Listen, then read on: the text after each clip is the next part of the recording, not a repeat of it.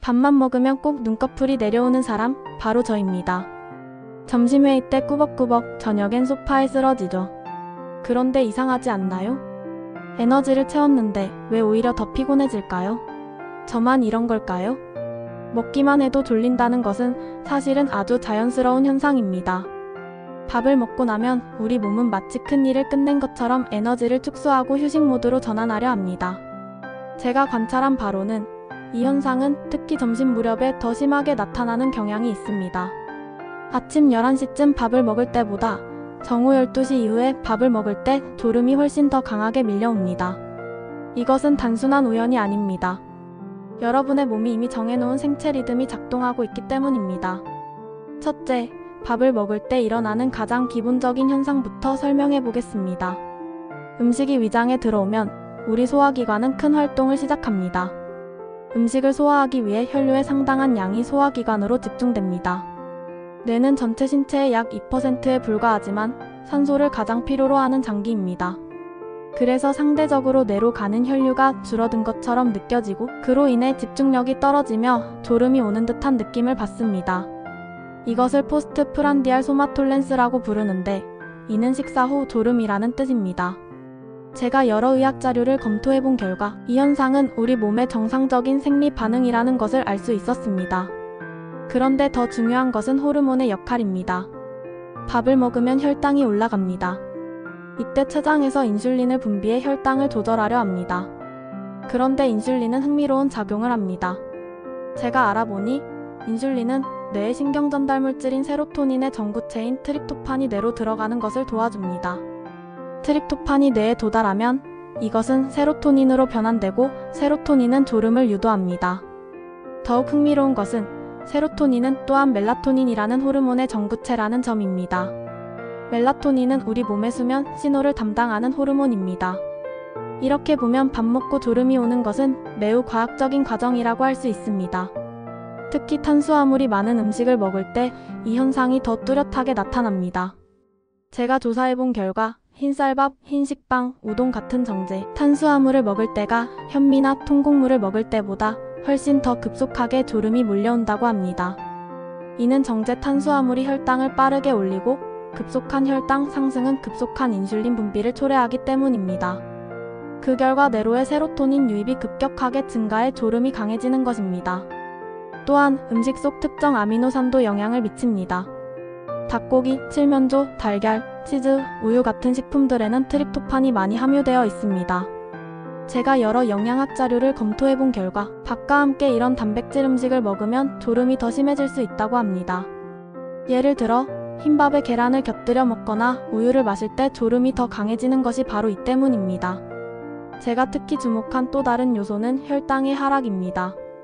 음식을 먹고 혈당이 올라갔다가 다시 내려올 때 우리 몸은 에너지 부족을 감지하고 휴식하라는 신호를 보냅니다. 이것은 우리 선조들이 사냥에 성공한 후 쉬어야 했던 생존 메커니즘에서 비롯된 것이라고 알려져 있습니다. 음식을 확보했으니 이제 휴식할 시간이라는 뜻입니다. 우리의 몸은 여전히 이 고대의 신호에 반응하고 있는 것입니다. 결국 졸음은 몸이 보내는 가장 정직한 신호라는 걸 깨닫게 됩니다.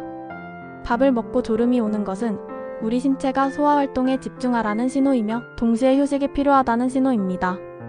또한 개인차도 상당히 큽니다. 제가 여러 사람들을 관찰해본 결과 같은 음식을 먹어도 어떤 사람은 거의 졸음을 느끼지 않는 반면 다른 사람은 거의 잠들 정도로 졸음을 느낍니다. 이는 각 개인의 인슐린 감수성, 신진대사 속도, 신경계의 민감도가 모두 다르기 때문입니다. 제가 알아보니 나이가 들수록 식후 졸음이 더 심해지는 경향이 있다고 합니다. 이는 나이에 따라 인슐린 반응이 변하고 신경계의 반응도 둔해지기 때문입니다. 스트레스 수준도 영향을 미칩니다. 스트레스를 많이 받고 있는 상태에서 밥을 먹으면 통상적인 식후 졸음에 피로감이 더해져 졸음이 훨씬 심해집니다. 제가 조사해본 결과 번아웃 상태에 있는 직장인들이 일반 사람들보다 식후 졸음을 훨씬 더 강하게 경험한다고 합니다. 이는 스트레스 호르몬인 코르티솔이 신체를 피로하게 만들고 이것이 식후 졸음과 겹쳐지기 때문입니다. 수면 부족도 큰 영향을 미칩니다. 밤을 제대로 자지 못한 사람이 아무리 좋은 음식을 먹어도 졸음이 심할 수밖에 없습니다. 왜냐하면 뇌의 에너지 부족 신호가 이미 활성화되어 있기 때문입니다. 제가 관찰해본 바로는 전날 5시간 미만으로 잔 사람들이 다음날 점심 후 졸음을 가장 강하게 경험한다고 합니다. 이 부분에서 잠시 쉬어가면서 다음 이야기를 이어가 볼까요? 밥 먹고 졸음이 오는 것을 어느 정도는 피할 수 없지만 제가 알아본 결과 이를 완화할 수 있는 여러 방법들이 있습니다. 첫째, 음식 선택입니다. 정제 탄수화물보다는 복합 탄수화물을 선택하는 것이 도움이 됩니다. 현미밥, 통곡물빵, 고구마 같은 음식들은 혈당을 천천히 올리기 때문에 급속한 인슐린 분비와 세로토닌 증가를 막을 수 있습니다. 제가 여러 영양 연구를 검토해본 결과 같은 양의 밥을 먹더라도 이런 음식 선택만으로도 식후 졸음을 30에서 40% 정도 줄일 수 있다고 합니다. 둘째, 섭취 방식입니다.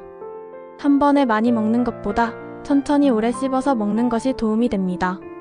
천천히 씹으면 혈당이 천천히 올라가고 뇌의 만족 중추가 포만감을 더 일찍 느끼게 되어 과식을 피할 수 있습니다.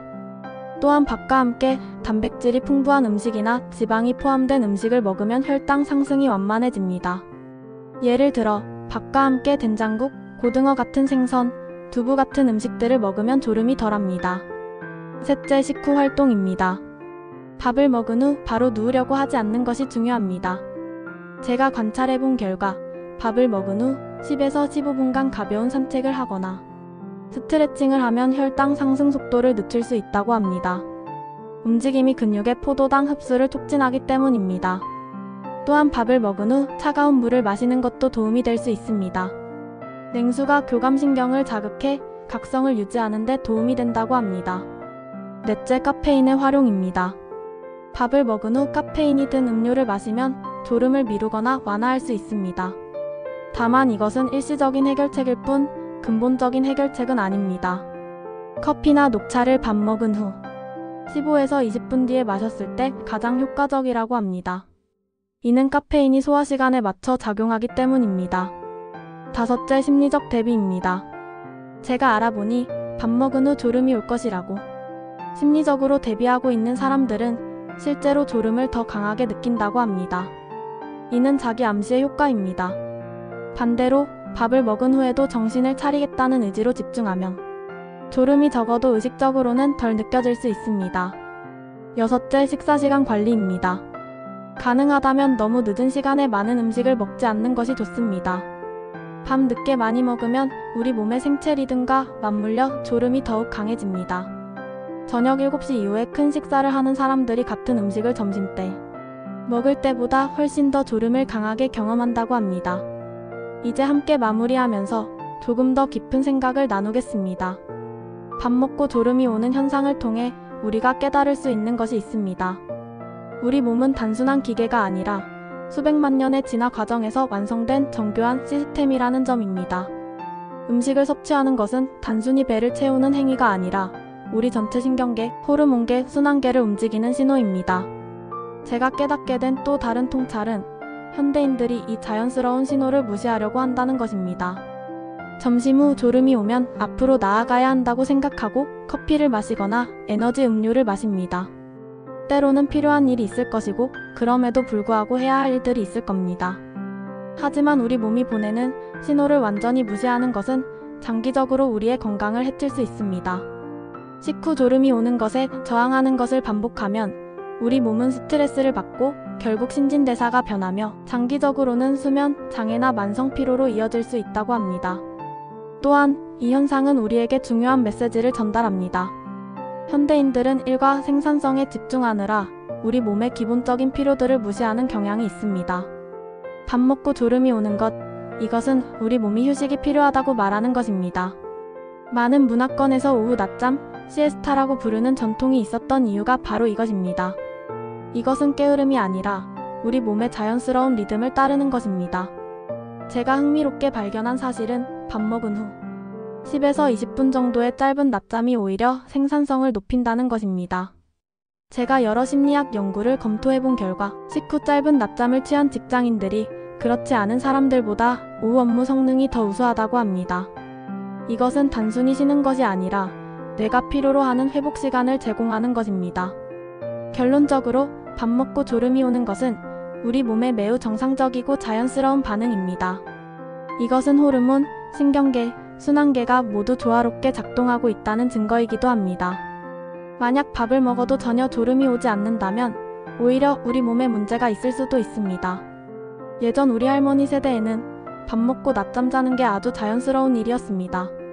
논밭에서 일하던 여름철이면 점심을 먹고 느티나무 그늘 아래서 잠시 누워 눈을 붙이는 풍경이 흔했죠.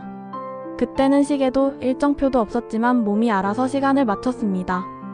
밥을 먹고 나면 졸리고 잠깐 자고 나면 다시 일할 힘이 생겼으니까요. 그건 단순한 게으름이 아니라 하루를 이어가기 위한 지혜였습니다. 식사 후에 잠깐 눈을 붙이면 위장이 편안해지고 머리가 맑아진다는 걸 몸으로 느꼈던 거죠. 그때의 낮잠은 길어야 20분 정도였습니다. 그 짧은 잠이 하루의 리듬이었고 피로를 풀어주는 유일한 휴식이었습니다. 지금처럼 카페인이 없던 시절, 에너지 음료도 없던 시절이었지만 그때 사람들은 오히려 더 효율적으로 일하고 더 깊이 쉬는 법을 알고 있었습니다. 밥 먹고 졸음이 오는 건 우리 몸이 잠깐 멈춰도 괜찮다고 말하는 신호였던 거죠. 우리가 해야 할 일은 이 자연스러운 신호를 이해하고 가능한 범위 내에서 그것을 존중하는 것입니다.